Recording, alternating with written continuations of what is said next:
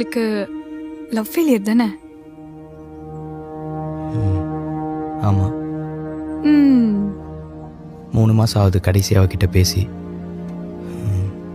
ஈலாக time எடுத்துக்கிட்டேன், ஆனால் இன்னும் என்னால் வெளியில் வர முடியல. ம். என்ன காரணத்துக்காக அவங்க உங்களை விட்டு போனாங்க நான் தெரிஞ்சுக்கலாமா?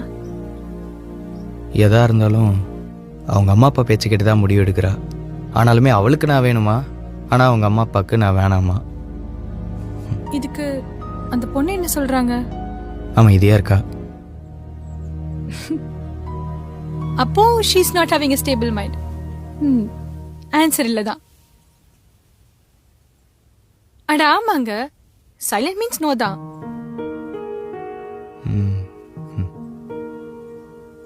உங்க மேல ஏதாவது தப்பு இருக்கா?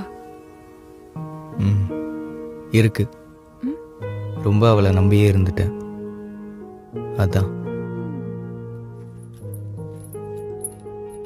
உங்களை எந்த ஃபேர் ரீசன்ஸும் இல்லாம செல்ஃப் டிசிஷனும் இல்லாம திடீர்னு விட்டு போனா போகட்டும். I hope she will regret.